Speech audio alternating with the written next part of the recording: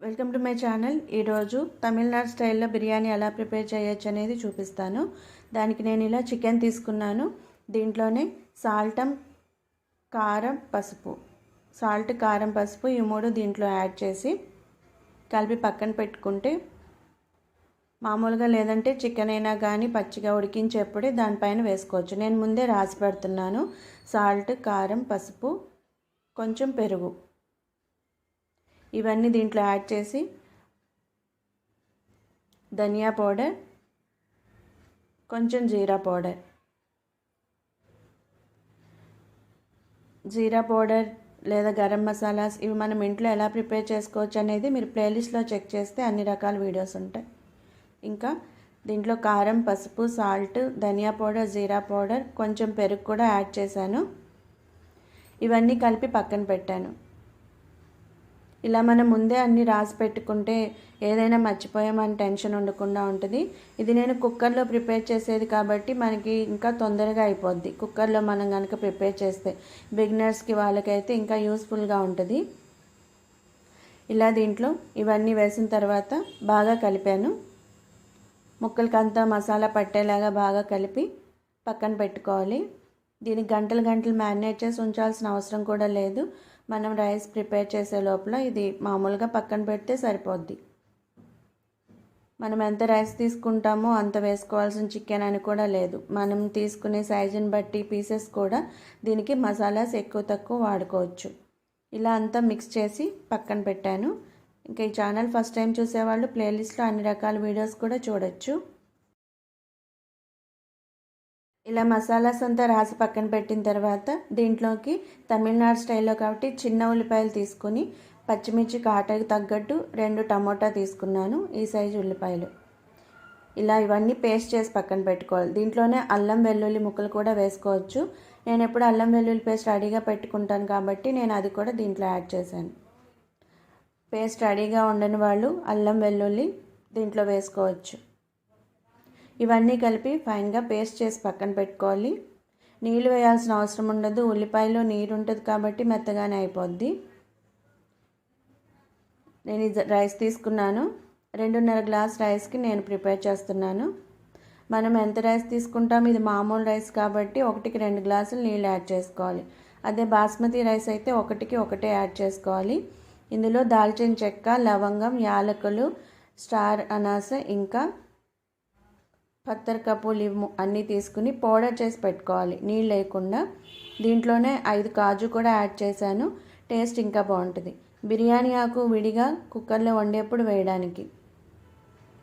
ఇవన్నీ పౌడర్ చేసి పక్కన పెట్టుకోవాలి మసాలాస్. ఇలా నేను ఇది కుక్కర్లో ప్రిపేర్ చేస్తున్నాను. తొందరగా అయిపోతుంది, మనకి ఎక్కువ పని అనిపించదు కూడా.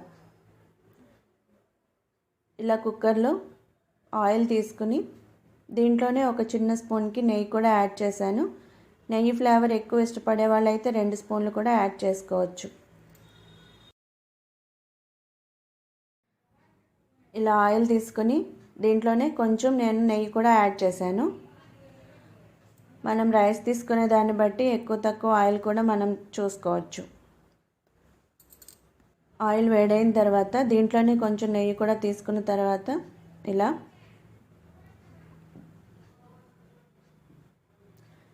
దీంట్లో ఇలా నేను పేస్ట్ చేసి పెట్టిన ఉల్లిపాయ, టమోటా, పచ్చిమిర్చి, అల్లం వెల్లుల్లి పేస్ట్ కూడా దాంట్లోనే వేసేసాను. మామూలుగా అయితే అల్లం వెల్లుల్లి కూడా మనం పేస్ట్ చేసుకోవచ్చు దాంతోనే కలిపి.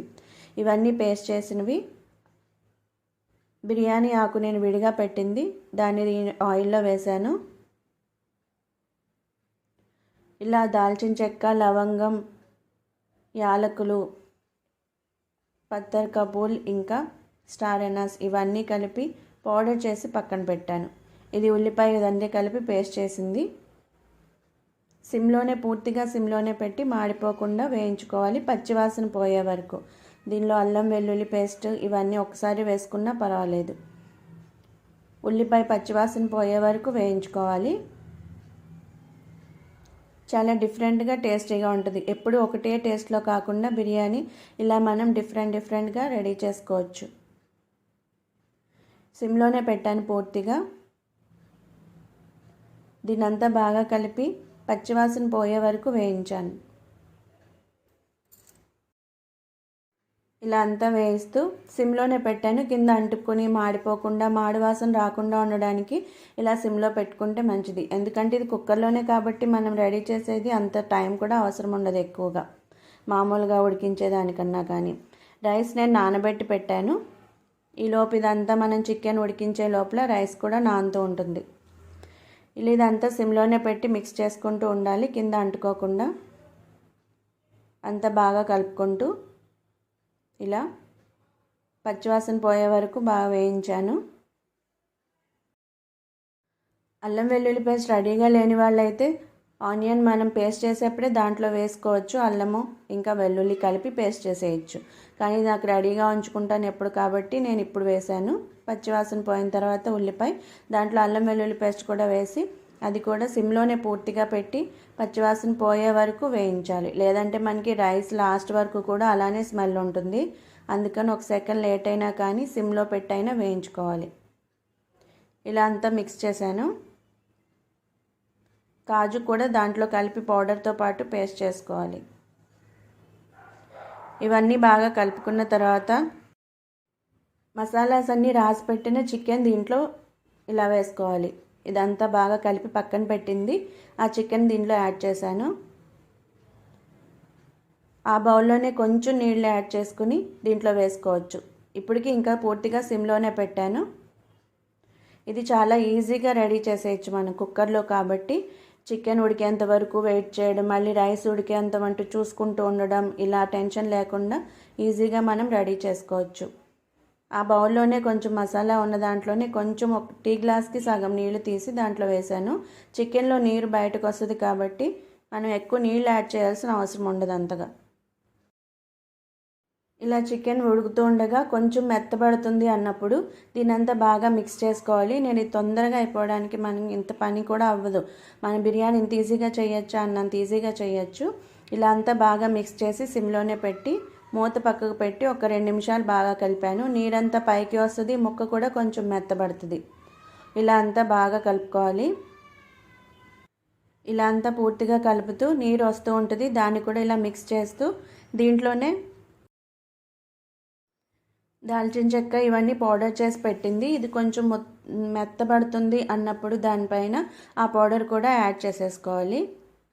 ఇలా పూర్తిగా సిమ్లో పెట్టి మిక్స్ చేస్తూ ఉన్నాను. ఇలా మిక్సీలో పౌడర్ చేసి పెట్టింది దాన్ని దీంట్లో ఇలా పైన వేసేసాను. చాలా టేస్టీగా ఉంటుంది ఈ ఫ్లేవర్ దీంట్లోకి, గరం మసాలా అన్నమాట. ఇలా అంతా బాగా మిక్స్ చేసుకోవాలి. దీనిలో 5 కాజు కూడా యాడ్ చేశాను కాబట్టి టేస్ట్ ఇంకా బాగుంటుంది. ఇదంతా సిమ్లోనే పెట్టి పూర్తిగా కలిపాను. కిందకి పైకి అంతా కలుపుకుంటూ మాడిపోకుండా ఒకసారి అంతా కలుపుకుంటూ ఉండాలి. పౌడర్ చేసిన మిక్సీ జార్లోనే కొంచెం నీళ్ళు యాడ్ చేసి దీంట్లో వేసాను. కొంచెం ఒక టీ గ్లాస్ నీళ్ళు, అంతకన్నా అవసరం లేదు. కొంచెం నీళ్లు దీంట్లో వేసిన తర్వాత బాగా కలిపి ఒక్క విజిల్ పెట్టి వదిలేయాలి. గ్యాస్ ఫ్లేమ్ ఆఫ్ చేసేయాలి ఒక్క విజిల్కి. చికెన్ మనకి ఉడకేంత వరకు వెయిట్ చేయాల్సిన అవసరం ఉండదు. ఇలా అయితే ఇంకా తొందరగా మనకి రెడీ అయిపోద్ది బిర్యానీ. అందుకని ఇంత మనం ఈజీగా చేసుకోవడానికి ఇలా చెప్తున్నాను. బిగినర్స్కి కూడా చాలా యూస్ఫుల్ ఉంటుంది. ఇలా అంతా ఒకసారి బాగా కలిపిన తర్వాత మిక్సీ జార్లో వేసిన కొంచెం నీళ్ళతో బాగా కలిపిన తర్వాత దీన్ని విజిల్ పెట్టి ఒక్క విజిల్కి ఆఫ్ చేసేయాలి. మరీ ఓవర్గా కుక్ అవ్వకుండా, ఎందుకంటే రైస్ వేసిన తర్వాత మళ్ళీ 2 విజిల్స్ పెడతాం కాబట్టి. ఇలా చికెన్ అంతా ఇలా కుక్ అయిపోవడానికి ఒక్క విజిల్కి పెట్టాను. ఇలా మూత పెట్టేసి మీడియం ఫ్లేమ్లో ఒక్క విజిల్ తర్వాత గ్యాస్ ఫ్లేమ్ ఆఫ్ చేసేసాను చికెన్ ఉడకడానికి. ఇలా ఒక విజిల్ ఆఫ్ చేసిన తర్వాత ప్రెషర్ తీసేయాలి. ఇలా పైకి పట్టుకుని అదంతా పోయిన తర్వాత తీయాలి, లేదంటే ఒక్కసారి తీసేసామంటే అది పేలొచ్చు ఒక్కొక్కసారి. అందుకని ఆ గాలి అంతా పోయిన తర్వాత, ప్రెషర్ అంతా పోయిన తర్వాత మూత తీయాలి. ఇంకా ఉడుకుతూ ఉంది చూడండి, అందుకని మొత్తం అంతా ఒక్కసారి తీసేయకూడదు. కొంచెం పైకి పక్కకి పట్టుకుంటే అదంతా పోయిన తర్వాత దాన్ని మూత తీయాలి. ఇలా అంతా చికెన్ అంతా కుక్ అయిపోద్ది ఒక విజిల్కే. మనం అదంతా ఉంచామంటే దానికి మళ్ళీ ఓవర్ కుక్ అవుద్ది. అందుకని ఒక్క విజిల్కి ఇలా పక్కకు పెట్టేస్తే సరిపోద్ది. ఇప్పుడు మళ్ళీ గ్యాస్ ఆన్ చేశాను. కొంచెం నీరు ఉంది అనిపిస్తే కనుక అలా ఒకసారి హై ఫ్లేమ్ పెట్టి కలుపుతూ ఉండండి, నీరంతా ఎంగిపోతుంది. ఇలా అంతా బాగా కలిపాను. ఎందుకంటే మనం దీంట్లో నీళ్ళు యాడ్ చేసేప్పుడు కొలతకి మరి నీరు ఎక్కువైపోయిందంటే చిమిడినట్టు వస్తుంది, అన్నం ముద్దైపోద్ది. అందుకని నీరంతా ఇంకిపోయే వరకు ఒకసారి కుక్ చేసేయాలి. ఇలా అంతా కలుపుకుంటూ నీరంతా తగ్గే వరకు కలుపుకోవాలి, ఒకవేళ నీరు ఉంటే కనుక ఎక్కువగా. ఇలా అంతా బాగా కలిపాను. ఇది మనం జీరా రైస్ కాబట్టి తీసుకున్నది 1కి 2 గ్లాసులు నీళ్ళు యాడ్ చేసుకోవాలి. బాస్మతి రైస్ అయితే కనుక 1కి 1 గ్లాస్ యాడ్ చేసుకోవాలి నీళ్ళు. ఇలా అంతా బాగా ఇంకుతున్నప్పుడు నీరంతా దీంట్లోనే ఎన్ని రైస్ తీసుకున్నామో దానికి తగ్గట్టే వాటర్ యాడ్ చేసి పెట్టుకోవాలి. మనం రైస్ నానబెట్టినప్పుడే నీళ్ళు కూడా మనం పక్కకు పెట్టేసుకుంటే టెన్షన్ ఉండదు. ఒక్కొక్కసారి మర్చిపోతాం ఎన్ని రైస్ తీసుకున్నాం అనేది. అందుకని ఇన్ని రైస్కి ఇన్ని నీళ్ళని పక్కన పెట్టుకుంటే మనం ఆ టైంకి ఇక్కడ దీనిలో మనం వేసుకోవడానికి కరెక్ట్గా ఉంటుంది. లేదంటే ఒక్కొక్కసారి మర్చిపోతూ ఉంటాము. అందుకని మామూలు రైస్ అయితే 1కి 2, బాస్మతి అయితే 1కి 1. నీళ్ళన్నీ యాడ్ చేసిన తర్వాత దీంట్లో ఒకసారి వాటర్ టేస్ట్ చూసి ఉప్పు కారం సరిపోయిందో లేదో చూసి తర్వాత విజిల్ పెట్టాలి మళ్ళీ మనం రైస్ ఉడకడానికి. నేను ఇది కుక్కర్కి 2 విజిల్కి ఆఫ్ చేసేస్తాను. మామూలుగా కూడా నేను ప్లెయిన్ రైస్ వండేప్పుడు కూడా అదే మన కుక్కర్ని బట్టి అది ఎన్ని విజిల్కి కుక్ అవుద్ది అనే దాన్ని బట్టి మనం విజిల్ పెట్టుకోవాలి, 2 లేదంటే 3. ఇది నార్మల్గా నేను ప్లెయిన్ రైస్ వైట్ రైస్ చేసేప్పుడు కూడా 2 విజిల్కి రెడీ అయిపోద్ది. అందుకని నేను 2 విజిల్కి ఆఫ్ చేసేసాను.